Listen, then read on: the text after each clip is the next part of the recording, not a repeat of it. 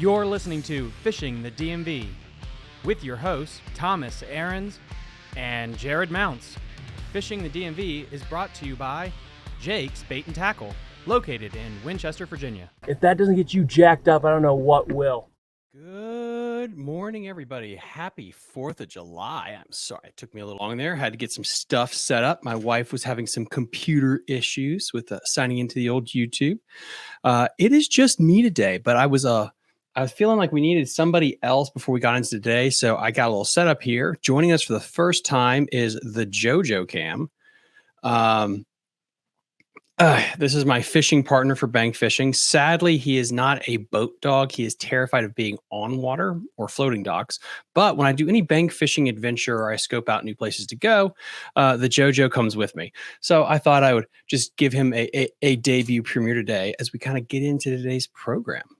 Please let me know right now, thumbs up, thumbs down. How is the audio level before I start? If you're new here to these live streams, everybody, before I start talking, I just want to make sure that my audio levels sound pretty good before I go down to the rabbit hole.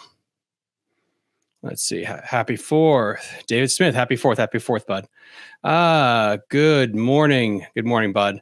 So how do my audio levels sound right now? See, I do not like the way. There we go. Yeah, there's something. I think my camera's dying, so it keeps. I had my wife recording with it, and now it fluctuates. Its aperture, and I think she put it on automatic somehow. But we'll figure that out later. Okay, audio's good. Audio's good. Sweet. All right. So today, I have been working on a Hidden Gems episode. If you guys are not familiar with the Hidden Gems segment, I really wanted to try to create a series that was more of like a documentary / homage to Fishing on the B side, which is a really little fun YouTube series that was done by Joe Cimelli, and I think it was on the Meat Eaters show. So I wanted to combine that with a documentary series on just hidden places that you can go fishing around here. And so I've always wanted to do one in Sleeters Lake. When this kayak tournament happened, I felt like it was a good platform to allow that to take place, and I've been working on that episode. I'm really hoping it drops this week, but it might have to be next week, depending. I'm doing the coloring right now, and I'm finishing the script and some editing with that thing. But with that said, that right there, the Hidden Gems is a little popcorn. It's an appetizer. It's an hors d'oeuvre. It's to really play with the YouTube algorithm to go viral. It gives you a little snippet of what this place is like. And there was a lot of information when I was editing and writing my script. Like, there's so much stuff I want to talk about this lake, but I can't make the video 3 hours long. It's got to be tight. So I'm going to do this live stream now on the 4th of July to talk about Sleeters Lake. And then when Hidden Gems drops, this will be in the episode description. So this will play next. That way it can be more of an in-depth look about the lake. But this won't just be about Sleeters Lake and Round Hill, Virginia. Do not worry about that. I will also talk about anything else you guys want to talk about today on the 4th of July. Is anyone going fishing? What's going on? So wait, let me get my trusted map up here. And if there's any particular questions that you guys have. All right. So Sleeters Lake, Virginia. Let me get my map up here. Headed back from Washington now. Okay, cool. All right. So Joe, oh, wow, he moved. Let's play a drinking game every time the dog moves, because I don't think it's going to be very much. All right, let me get the old presenting screen up here. So we're going to go with a little background on the place. All right, there it is. So Sleeters Lake is located in Round Hill, Virginia. It was owned by Colonel Sleeters back in the 60s. It was for the apple orchards. There used to be a ton of apple orchards, used to be a big farm, and this lake was used for irrigation. It's about 100-ish acres. And for the longest time, it was completely, I would say, closed off to the public. And it was nothing but orchards, trees, bald eagles, wildlife. It was the most scenic place you could believe. It was absolutely beautiful. And you would be asking, like, well, did you just do a lot of history read up on this? Like, how do you know all this information about it? Is it just because you're researching the Hidden Gems episode, which is a great answer? No. I used to live here, believe it or not. Believe it or not, I used to live in Round Hill, Virginia for the longest time. I grew up in Vienna until I was about 14 years old. And then we moved out to Round Hill, hoping to eventually buy a farm somewhere. And my parents did out in Percival. And so we had the Sleeters Lake right there. And we used to take a Dick's Sporting Goods canoe underneath the 7 overpass and get into the lake that way. And then eventually we got a bass raider. We did that. Then we figured out through the Round Hill Underground that there was a lady that owned land on Sleeters Lake, and she had a boat ramp. And when I heard about this, when I heard that there was a boat ramp, we had to start the mission to find this lady. Her name was Mrs. Barker, and she owned a boat ramp that was right there off of 7. And we'll go back to the map now.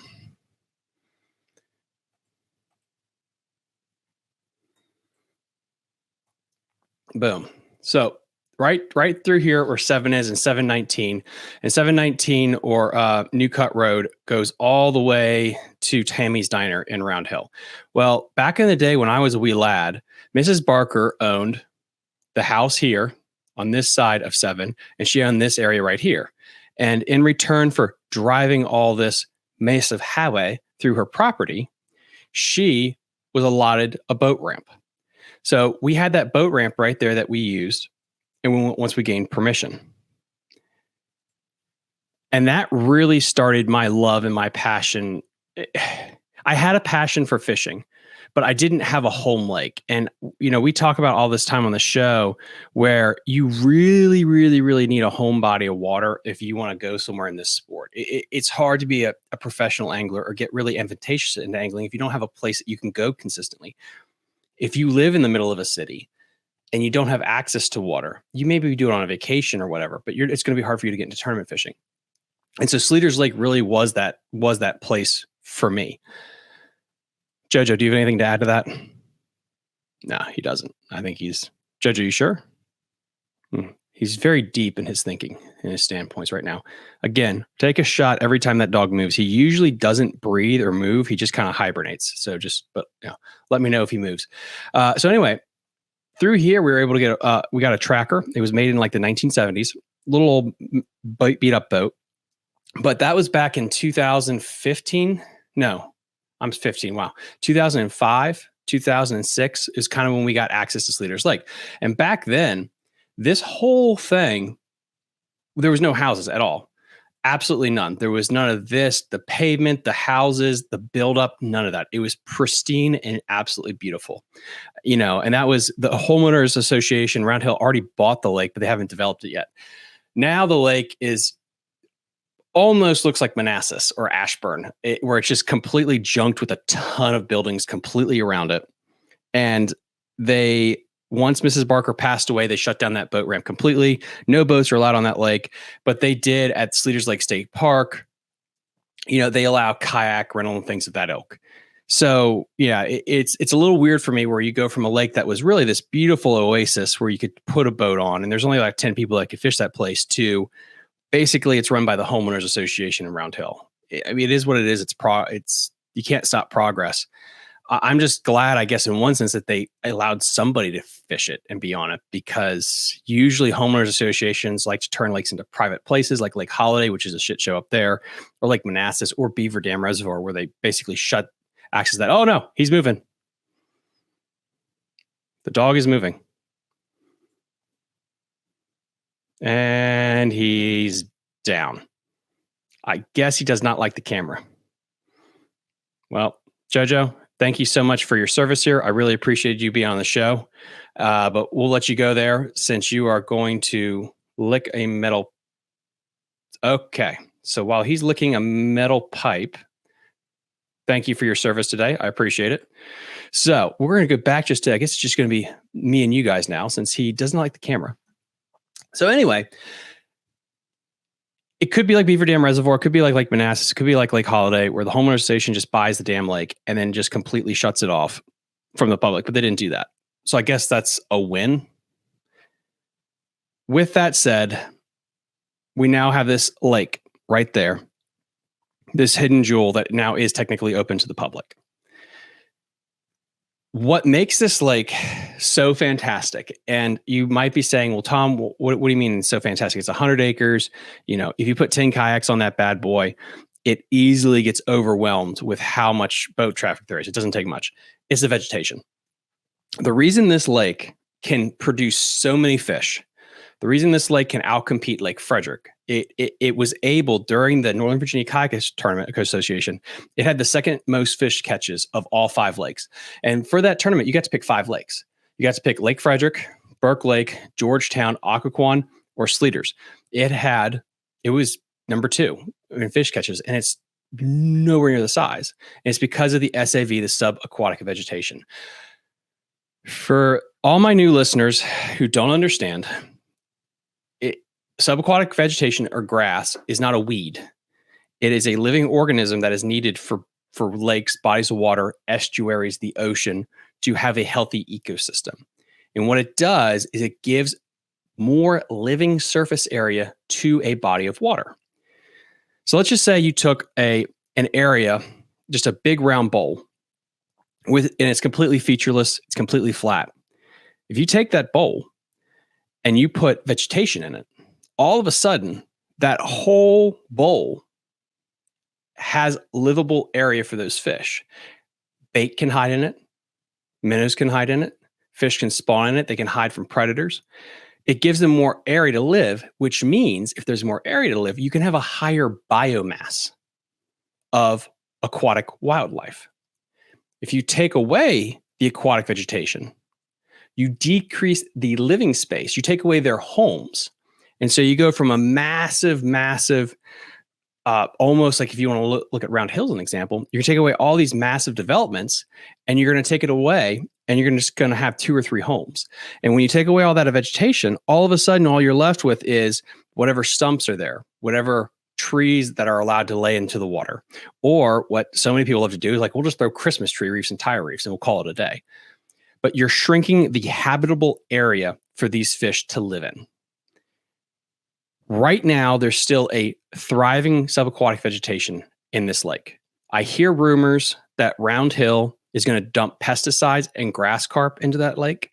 And if that happens, this place will be dead. And I really hope that's not the case, because I think it's a crime against humanity when homeowners associations just dump pesticides and grass carp into a thriving ecosystem because they want it to look like a swimming pool. But that's a fight for another day. Anyway, that's why this lake is so freaking good and has so many bass in it. Now, the next question would be, or the next thing that really comes to mind when you're fishing this place, and I'll go to a bigger map, or just to my face here, is I suck at this lake. I can't catch them. Why can't I catch them? It's so hard. There's grass. It's stringy. When you're fishing any kind of body of water that has subaquatic vegetation, and it's a lake, Florida, Champlain, Sleeters, that there's no tide. A tide, like a Potomac River, James River, gives those fish distinct windows that they will feed in. They're still going to be in specific areas and all that. We'll get into that. But you've dialed it down to like, you're going to have 2 hours that they're going to be really eating. On a lake, you don't have that. You really don't have that specific time frame you can dial it into. There's a morning bite, of course, but then each lake has its ebbs and flows when they're going to bite. So let's add that to the equation. Number 2 is, with all that vegetation, with all that area that they can live, there are certain key spots in the grass that those fish will congregate. It is no different than if you had side imaging and you were on Kentucky Lake and you are looking through all of those ledges and you find this one little rock clump that stacks them all in there. The same thing happens with subaquatic vegetation. There's little key spots in it. And if you have electronics, you can find it. If you don't, the only way you can find it is to fish, and you fish through areas. But what gives you the reward is when you catch one, there's a reason you caught one there in the grass. And usually there'll be 2 or 3, or it'll refill.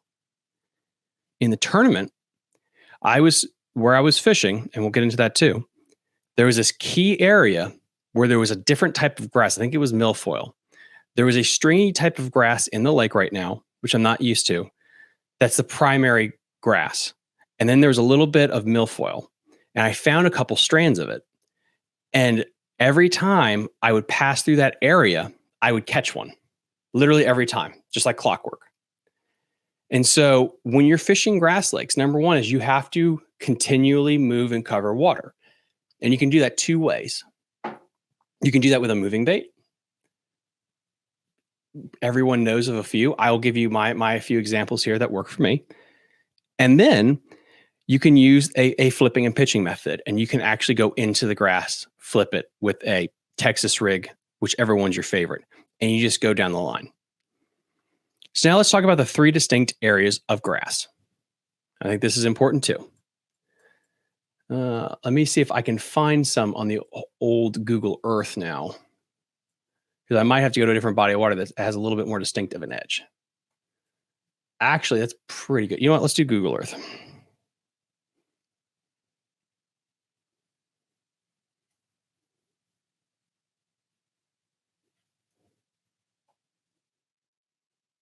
And guys, if you have any questions for me, please let me know in the comment section down below so I can get them answered. So I'm really hoping that Google Earth has a little bit better tightness to it. See, Dave Smith, my nephew Luke and Noah fish Sleeters all the time. It's a really good lake.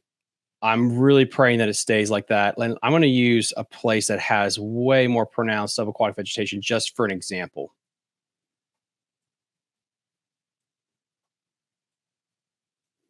We're going to go with good old Occoquan here because like I can find some grass beds real quick. Perfect. All right. So you see right here, right where that sparklingness is, that right there is an inside weed edge. Okay. On every grass lake, you're going to have a inside, an outside, and then the main thickness clump of your grass line. So the inside edge is going to be the edge that is closest to shore. And as you can see between these two docks where you don't have that shine, that would be the inside weed edge. It's going to be right up against the bank, and there's going to be a trough or an opening right there where those fish are going to be able to sit. Usually that area is really good in the morning and will allow you a good topwater bite. That edge usually gets beat up pretty decently, I think. Everyone wants to fish the bank and beat the bank. So you have the inside edge. Not going to talk about that much. It's really good in the evening and the early morning time. The next part of it is going to be your main thickness of the grass. Okay. Now, when you're fishing the thick stuff on a tidal body of water, that grass on low tide will become a mat. It'll be thick. And you can use a frog, a fluke, or usually what you have to do is you have to punch into it with a Texas rig, usually a 7.5 foot setup, 30 to 80 pound braid, and you're just trying to cover water and try to get to it. In lakes like Lake Champlain, Deep Creek Reservoir, and Sleeters, the grass doesn't always come up to the surface. In some places it does, but there's a lot of holes and pockets and dips. So something like that, you have a few more options. The Cinco is a fantastic bait.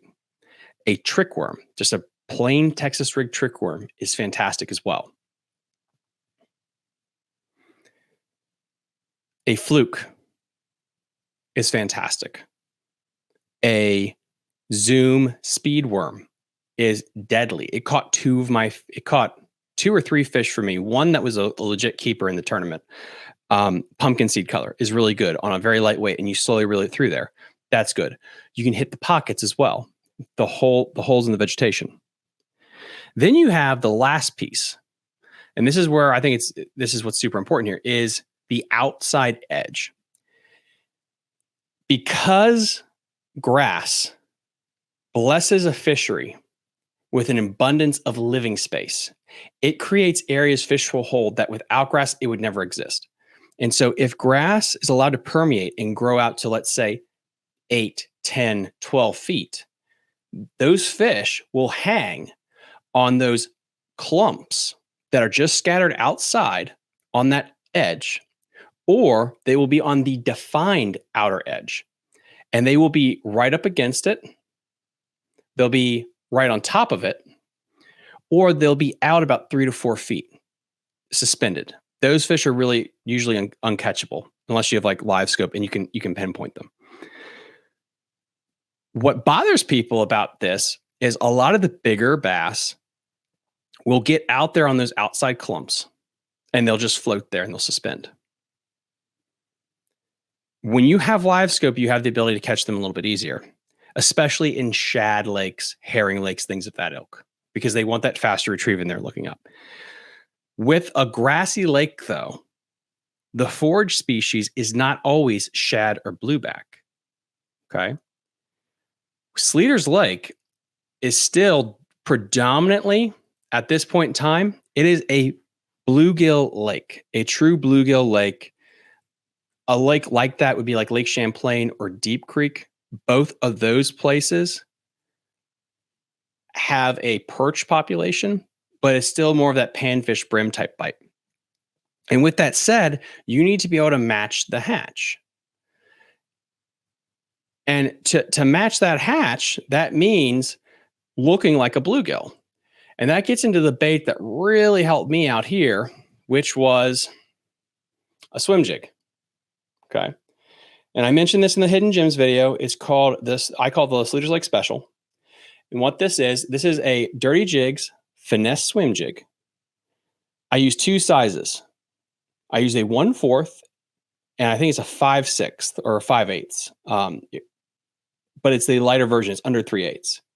And then you pair it with the Rage Crawl, and this is the bluegill color. Now, the important thing is with this is you're going to dye the tips of the tail, because bluegill on many fisheries have a distinct blue to chartreuse hue. And I think in these clear grassy lakes, people think it has to be supernatural. That is true unless you are matching a bluegill. And when you're matching a bluegill, and as you can tell by the little these bluegill right here, and this is actually at Sleeters Lake. Look at the hue of their tail.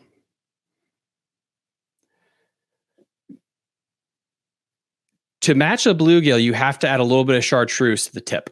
It's needed. Without it, it does not look like a bluegill at all. Spike it dye, spike it Sharpie. Either one works extremely well. Go grab yourself a bottle of that and make sure you dye the tip of your Senko, your speed worm, or your swim jig with just a little bit of dye.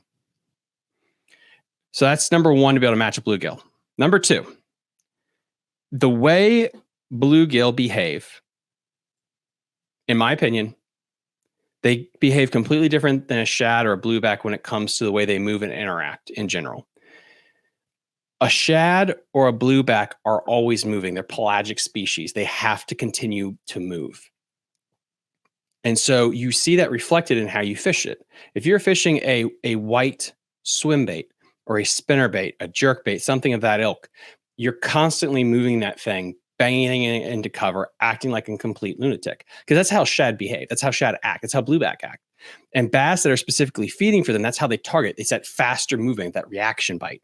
And I think a lot of times us fishermen, because of Bassmaster and things like that, that just habitually talk about these things, we think that's the only way we fish. And so we go to a place like a Sleeters Lake, or you go down to Florida, and what you end up doing is you're constantly fishing as fast as humanly possible, because that's how we're taught. If you watch bluegill, though, and how specifically bluegill interact, they're not always moving. Bluegill can pause. They can hover. They can almost float. They stop. They turn sharply. They suspend and almost pause, and then their fins will come up, and they'll flare their gills and their pectoral fins.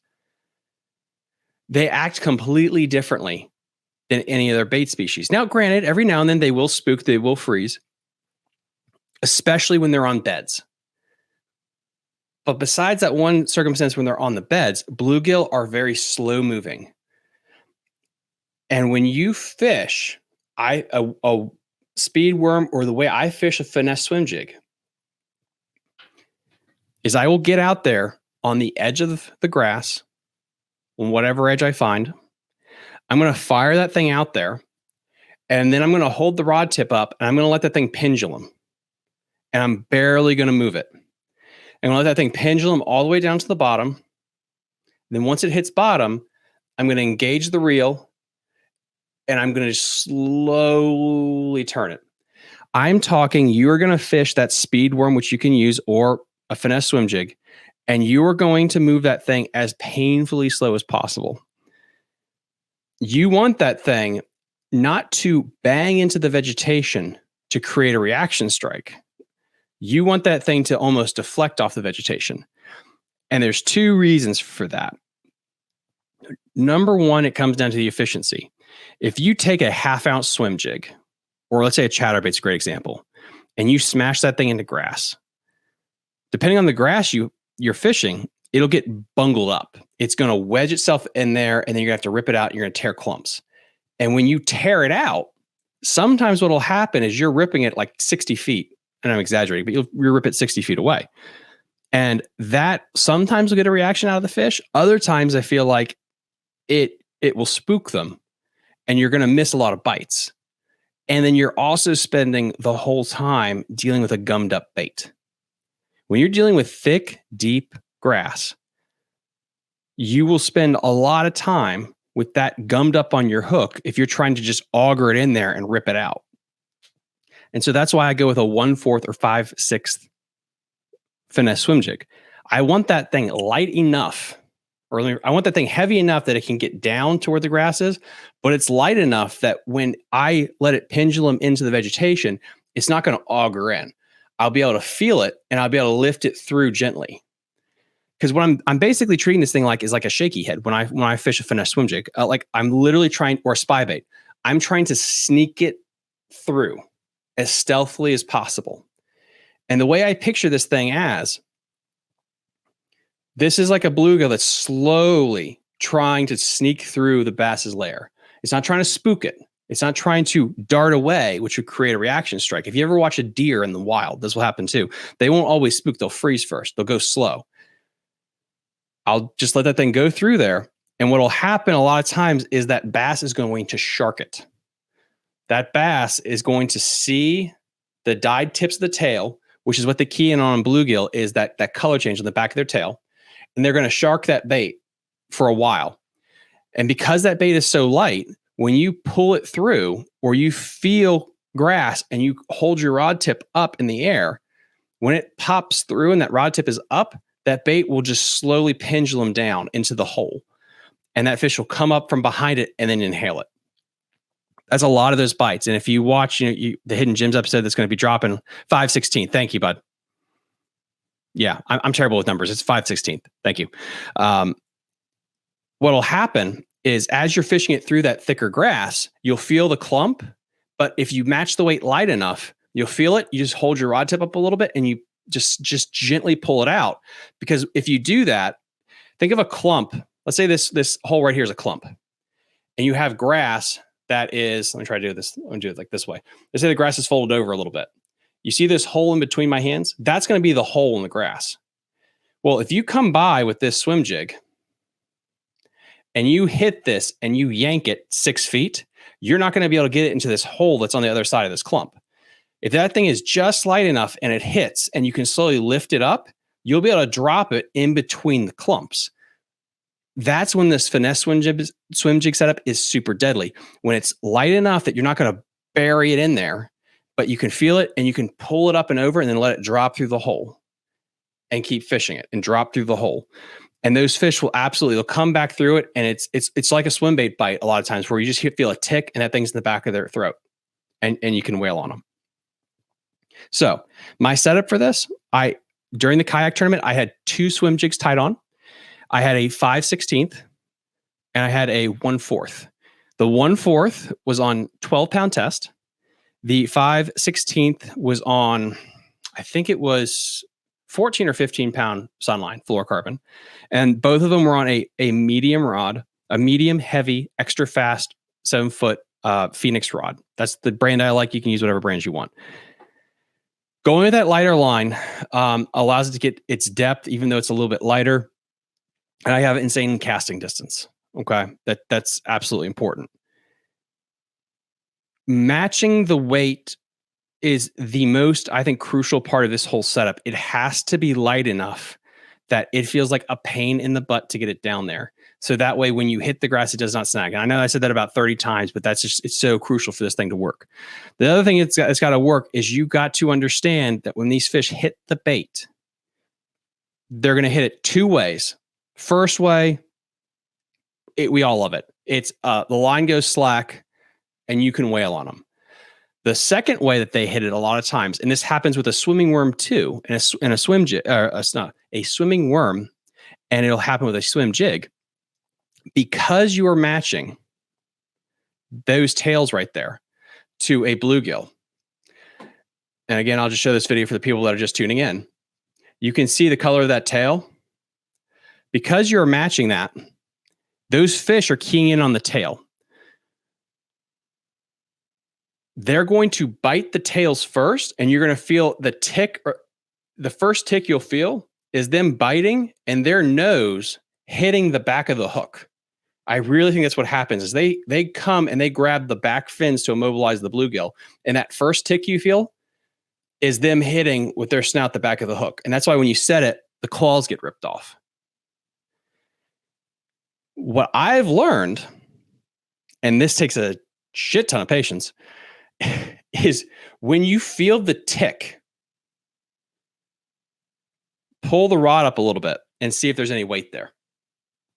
Because what will happen sometimes is they'll tick it and they'll hold it for a split second and then they'll take the rest of it. If you yank immediately, you're just going to lose your whole trailer. So as you're fishing that thing and you feel a tick, pull up a little bit on it. If it's still slack, he's got the whole bait. Because usually, again, I don't think I've ever had one come up from here or the front. They're sharking the whole thing. And so what happens is they push it forward. If they take the whole jig, a lot of the times it's going to go slack. You're good to go. If you feel a tick and there's still a little tension there, or there's nothing at all, but your line hasn't gone slack, keep reeling it or give it a little shake. Usually that little shake helps a lot. So I hope that really helps. I want to make sure I get everybody's questions in before I keep talking like an absolute lunatic here. Let me go back to some questions. Audio is good. Awesome. Sounds good. Yeah, Jojo. Yeah, Jojo Cam will come back, but Jojo decided to leave the screen. David Smith, my nephew Luke and Noah fish Sleeters all the time. It's a fantastic lake. It's my happy place. Age fishing, that lake is the juice. It really is. It's a beautiful lake, and I just wish there were more lakes like that around our area. And I wish people would start seeing like how hard is it to build a couple of 100-acre lakes. Sleeters Lake is 100 acres. And if you husband it right, if you protect it right, it can be an outstanding fishery. Imagine if we had 3 or 4 Sleeters Lakes in Northern Virginia. It's 100 acres. We could do it. There's enough space for it, especially in Western Loudoun. 5 to 10 years ago, there was enough space, 100%. But no one will do it. No one wants to build a lake. But if there's a lake available, people will go in, buy the whole thing out, throw a lock and chain around it, say it's private, get the hell out. They'll do that, but they won't build one. We need more lake building. We need more recreational opportunities. And it's just a shame that we're getting to this point where people, homeowners associations, private and realtor developers will buy all these places that we used to enjoy as kids and then say no one's allowed in. So it is really a shame. I love Sleeters. Yeah, Sleeters is a place. It's beautiful. I have fished that place for. I fished that place for since I was 13 or 14. Is really where I learned. I think the thumbnail of this is one of the best days I've had. The best day I've ever had there. My first 22-pound bag came out of Sleeters when I was a kid. I would like to see some smallmouth lakes here. Yeah, you could do it. Like there was a plan to dam up Goose Creek. I think it was like 50 years ago to dam up Goose Creek and actually put a bigger, there's already a dam on Goose Creek, but to actually put a massive reservoir in. But the reservoir would have been so big that it would have backed up to Middleburg. And Middleburg, being all the money that it has and all the lawyers that it has, shut that down. So, but yeah, I mean, think about that. Goose Creek would have been dammed and we would have had a couple 1,000-acre reservoir back 50 years ago. But people shut it down because local governments are complete idiots and don't know shit about anything. 516,000, yeah. Travis Seiberg. The first two places I truly learned how to fish underwater vegetation was the Potomac and Lake Sleeters. Yeah, the underwater vegetation is just so important. And I know I harp on a lot on this channel, but I think it's just trying to educate the public. And it's not the outdoorsman, if that makes sense. And I think that's what's hard here is I have an outdoor show, and so I'm preaching to the people that understand it. But it's not trying to fight homeowners associations or people that are not in the know, but it's to educate them that when you dump pesticide or you dump grass carp into a lake, you're hurting the ecosystem. You know, it's nature. If you buy a house in the national forest and you start complaining that there's too many trees and you can't see things, why'd you buy a house in the national forest? You know, if you buy a property on a lake, it's a lake. It's nature. It's not a swimming pool. And one thing I hear a lot of people in the higher ups in certain government agencies is like, well, they want to keep it with an aesthetic look. And it's like, but it's nature. It's the aesthetic it's wild. But I think if we slowly over time educate people like, no, like this is actually killing the ecosystem. You know, the same people that want to drive Teslas and are afraid of sea turtles being killed by plastic straws are also the same ones that want to dump pesticides into a lake and put grass carp in it, kill all the vegetation, and turn it into a private swimming pool. Those are the same people. And I think if we slowly educate them over time, you know, we can change people's mindsets and we can get grass back and we can start building lakes again, which I really think building lakes is going to be kind of something that we need to do here. Tangent over about that. Sorry, I go down a rabbit hole with all that. Oh, I got some questions here on the old Instagram. Let's see. And then guys, yeah. Any questions you want to let me know so I can get those answered before I shut off here. So anyway, Sleeters Lake, getting back to Sleeters Lake. Key with Sleeters Lake, honestly, is finding those outside grass edges, that deeper stuff, and fishing painfully slow.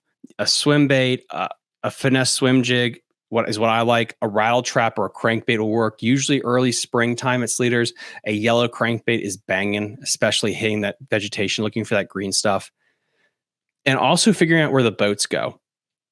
So in that tournament, what gave me success, besides that I've been fishing it since I was like 3 years old, is I would look to see where the boats would go and when places breathed.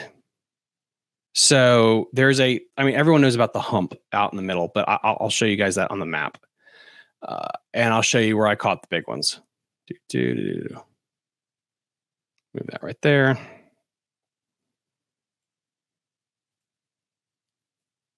Oh, it's like, and side note, for you guys that don't know this, Google Earth absolutely kills your streaming capability.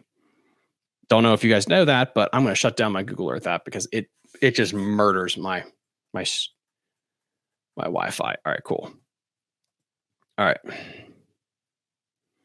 So Sleeters Lake, right out here in the middle, if you launch from the state park, they need to update this a little bit, but there's a state park that cuts right through here. If you come down to here, right here in the main stem, there's a massive hump that's right out here. It's a big jutting point. You can fish that thing until the cows come home. And so let's say there's like 6 or 7 people on here. Usually what happens when people fish is they're like lemmings. One kayak or John boat is set up here, and then 6 or 7 more follow. And eventually they all congregate. It's a weird human nature that eventually they all congregate. I'm not saying for better or worse. I'm just saying like it is what it is. They all congregate. So what I would do, I wasn't the first kayak in the morning, but I knew I really wanted to check out that hump. Me going over to that hump without knowing the juice for the day, where they're going to set up that day, would have been absolutely a folly. All those boats, all those lures banging in there, the fish are already going to be a little bit uneasy with all that pressure over top their head. And I didn't know where the juice was. So therefore, I'm just wasting time. So because of that, I would go to another stretch. The first stretch I went to, where I lost an absolute freaking giant when I was just paddling around, if you come up here, you had a really defined edge from this pocket here all the way down to right about here, where you had beautiful grass drutting down to a deep edge. No one was on it, which gave me the opportunity to fish it correctly. So That's number one. Find places that no one's on, or find areas within the areas that no one's fishing. And that's going to get to where I caught my big ones. So with that said, here, I get over here and I start paddling around and I see something that's very interesting. The grass is bent over because of the wind current. The wind was blowing hard from 7 all the way down to the dam, and the grass was pulled over a little bit. So I knew immediately, because of that, I'm going to have to adjust the way I was fishing, because I was fishing down towards the dam. I stopped what I was doing and I repositioned my kayak and started fishing up. Because when you're fishing a jig or anything else like that, if that grass is bent over even a little bit, even if it's not breezy out, that tells you there's some type of current. There's some type of current. And those fish are going to set up with their nose facing into the grass that's bent over. It gives them shade. It gives them an ambush point. And if you fish, and I think this is what hurts a lot of people that grass fishing correctly, if you take your crankbait and you cast it out there and you're going the opposite way and you're bringing that bait towards the grass that's bent over like this, yeah, it's going to be miserable. But if you flip it around and you fish where you're casting upstream and bringing it back with the grass bent over, way easier. So I had a really nice one that just, it literally, I think as soon as it hit the water, it swallowed the bait and started swimming towards me. Because no matter how hard I cranked on the reel handle, I didn't catch up to him. That was a nice one. Come back here, and I fish through this point here. I catch, I think 7 on the day off this hump. I couldn't even put all the fish catches in the hidden gem video that's going to drop this week. I just couldn't. But I put all those fish came right from here, from a certain area. The area, and again, like, oh, where's the area? It was a little bit of, I think it was milfoil. There was a stringy grass, and I was fishing through. And all of a sudden I caught one. Made note of that. Fished around the hump a little bit more, caught nothing. In grass lakes, you have got to refish areas. So I went and I did a big old circle. Went back to the hump, same angle, caught another one. But this time he came up with some grass and it was bright green with strands. It wasn't stringy. And then I knew, okay, that's what they're on, is just a little bit of grass that's right there. There's probably other patches there that I just didn't find. Once I found that, I tried to fish it some more, but I fished from different angles and caught nothing. Made the same wraparound that day, caught another one. And so I found the casting angle and the piece. And at that point, if other people wanted to come over and fish the area, they could, because I knew how the juice was set up and I knew the angle for that day. And I think a lot of it also had to do with the wind. The wind was blowing a certain way. It was light wind, but it was enough to create a ripple. And I think that forced the fish to hug a certain way to the bank. So then I make a move and I move all the way up to 7. And this is where, for you old school guys, 7 is where Mrs. Barker is, right up here.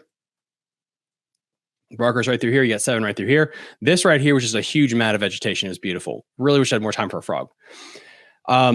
As I turn the lip right through here, I notice that there is like a trillion kayaks and john boats up here. And it is beautiful. It's lush green vegetation. It's not just the stringy stuff. There's some other type in there. And chat, you can help me out if it's like milfoil or something. I thought it was milfoil, but I could be wrong. Maybe I don't know, some sort of cabbage. It's native. I think it's native. But everybody was fishing all the way back through here. They were fishing as tight to the bank as possible. And they left open this area through here. Now, here's the juice. Sleeters Lake has deep grass lines. Like you have a Deep Creek Lake, Lake Champlain.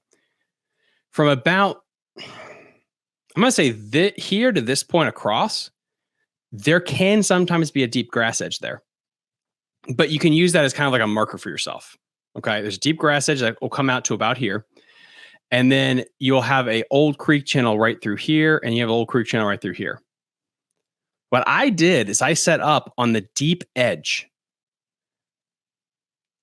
fire the swim jig out, hold the rod tip, and just let it pendulum down until it hits something, and then slowly crank it back. And I started to catch my bigger ones. And then you'll see this in the video. I was fishing that thing through there and I was pretty far off. I kept getting gummed up as I moved through this place. And I was throwing the 5/16 at this time. I switch up, I go to my 1/4. And what I'm assuming is, I don't know if it's the grass is taller here, if I'm just getting a little bit more shallower. I launch this thing out. I let it pendulum through a grass clump. It goes solid. I swing back on it. And all of a sudden, it's like slamming it into a brick wall. This is the big one. And it gums me up in the grass. It completely balls me up and it's underneath the water. It's pretty bad. And it turns out to be the 19-incher. Absolutely smoked it. And again, it was like I was just holding the rod. I popped it through some vegetation, or I lifted it through some vegetation, and I let it swim down. And it just was the hardest thunk of my life. And it was that bad boy there. Even though there was other boats around, what I did is I looked at where they were sitting. And since all of them were in the back and on the sides, when you have that much boat pressure, unless you know a specific piece of grass that's the juice, all those bass will push away from you and reset up somewhere else. So if there's 50 boats on the shallower edge of the vegetation, what will end up happening is that pressure will push them out to the deeper stuff. So just keep that in mind when you're fishing grass vegetation. Is number one, a grass bed will hold way more fish than a cove that has none. And so that's, again, why this lake is so awesome. It can have so many boat pressure. Number two is, if they feel like they're being pressured by too many boats, just move to another part of the grass bed where they're not, where it hasn't been chopped up. And that could be like 20 feet. That's all it takes for these grass bed fish, because they're not going to leave the grass. It's their home. And it's way different than like a dock. If you just have one dock or two docks in the back of a cove and there's 5 boats on it, those fish will leave the docks and suspend, or they'll shut off. Grass fish will just move to another piece of the grass where they can still hunt. And so when you're fishing highly pressured grass places, just keep that in mind, like a Sleeters. If they're very deep, look shallow. Look for a little area that hasn't been disturbed, because that's where those fish will start congregating. But that's really the key to Sleeters in the summertime, is fishing that deep grass edge and go painfully slow with that bait. You're trying to mimic a bluegill. Now, the other thing you can do is you can throw a shaky head, a light shaky head, or a stick worm on the bedding fish. You can do that as well. And that's really the key to Sleeters in the summertime. It's not rocket science. It's just learning how to slow down and fish the clumps. It's that important. Questions and comments. Let's get through that there, because I got to get back to editing my Hidden Gems episode. Be on the road too. Good morning, great audio is good, perfect.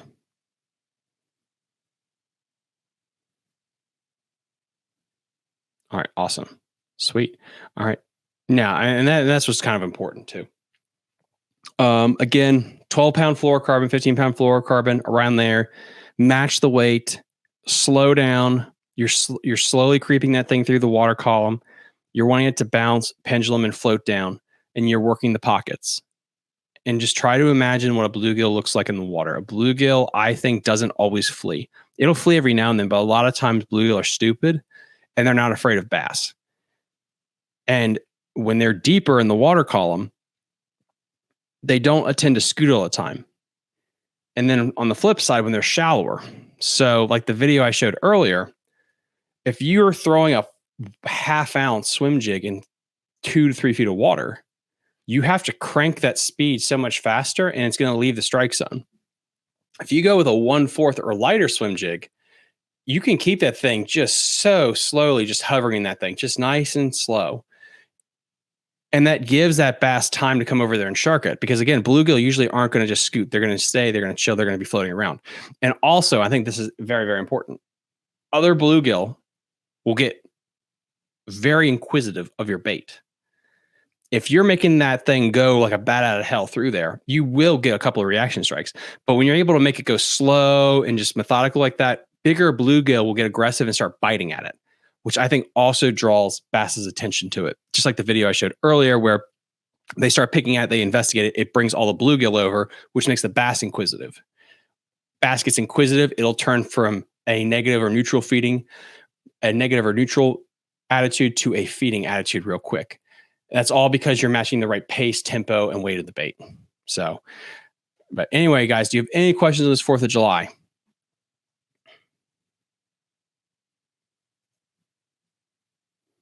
Did you use FFS? What does FFS mean? Oh, BFS? Do you mean BFS, Baitcaster Finesse System? I mean, I guess it's relative. He's like, and I'm assuming you mean Baitcaster Finesse System. I don't even know why I have these on. I don't even know why I have these on, actually, because I don't know what stuff. Oh.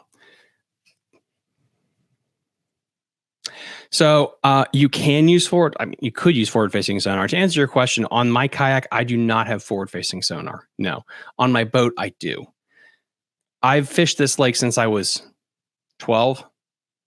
Like, I know every contour line and stuff, and I know when the grass is in there deep, I know what to do because it's I feel very comfortable fishing grass lakes. It's go slow, cover water. You don't necessarily need forward facing sonar for grass lakes. I mean, it helps. I'm not gonna say it doesn't help, but you don't necessarily need it because you can use your bait as a fish finder more or less, and you can start casting it out there. Yeah, I mean, this is my bigger one. This is a medium heavy extra fast tip rod. The other one I have too that you can use, at least with this one here, is a heavy action rod, a heavy rod with an extra fast tip. The extra fast tip I think is extremely important for a swim jig rod because you just want that sensitivity and that tip to be able to feel and pull that bait up and over stuff. Line wise, you could probably go a little bit heavier, a little bit lighter. I like to have a 12 pound and a 14 pound. It's not just because of the weight of the bait, honestly, but I will play around with it. Sometimes I'll flip flop and I will put the 1/4 ounce swim jig on the 14 pound test, and I'll put the 5/16 on a 12 pound test just to see if I can fiddle with the depth and how fast it moves, things like that. But it's basically almost like the same two rods, but with different line sizes, and I can flip flop a little bit too to kind of experiment to try to get it the right way. Because again, the heavier the line you have, the faster it's going to sink and it'll float a little bit more. And so you can fill around with that some too. I mean, I've even put a 1/4 on, I think it was like 18 pound test fluorocarbon at one point. I forget what tournament that was. I think it was fun fishing, but yeah, I put it on 18 pound fluorocarbon just to get the thing to just float a little bit more because we're dealing with lily pads and things. And when a swim jig to me, when it pops through and it just has that super slow fall, it looks so good and it plumes. And I think that's something that with the bluegill, when you have a swim jig, I think Matt Allen calls it like secondary action.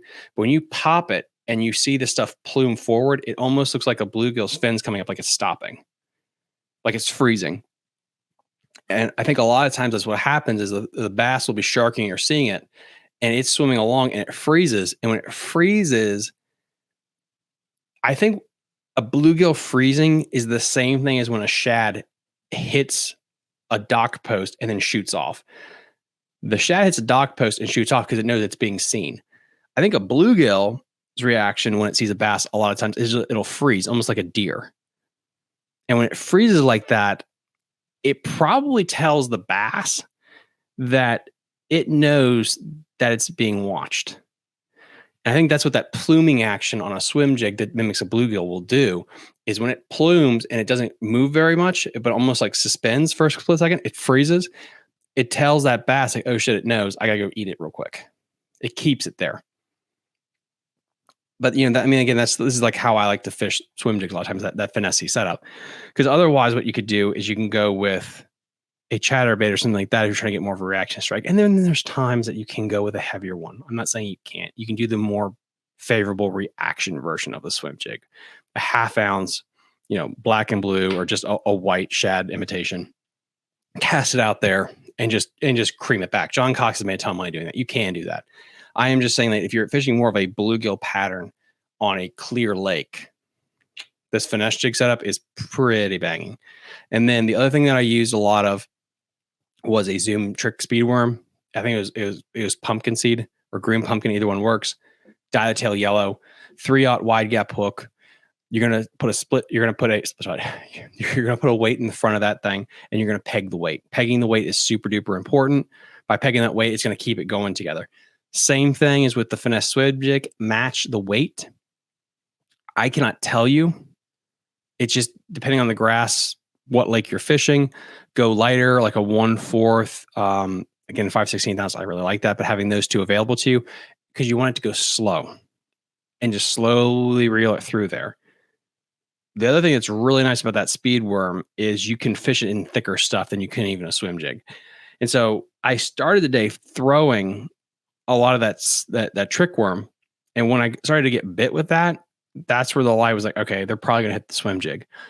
And the difference is, you're going to get bigger bites with the swim jig than you are a worm, generally speaking. Not always. That I fish on spinning gear. I fish it on, I think it's like 20-pound braid to 15-pound fluorocarbon. And you're like, why such heavier stuff? It's just that way, because I'm fishing a little bit heavier grass. I want to be able to like muscle them out and get them out of there with that old spinning reel setup. But yeah, anyway, guys, if you don't have any more questions, that is a live stream for today. Thanks again for watching. I appreciate it. Hope everyone has a wonderful 4th of July weekend. Again, just wanted to let you guys know a little thing. We have new episodes of Fishing the DMV that are going to drop. And then hopefully next week, Hidden Gems, the next episode of Hidden Gems, Sleeters Lake will drop. And I'll get more in depth to all that stuff. If you have any questions, please let me know in the comment section. Message me on Instagram or Facebook. I'll try to help you out. And I will see you guys next time on Fishing the DMV. Bye. You're listening to Fishing the DMV with your hosts, Thomas Ahrens and Jared Mounts. Fishing the DMV is brought to you by Jake's Bait and Tackle, located in Winchester, Virginia. If that doesn't get you jacked up, I don't know what will.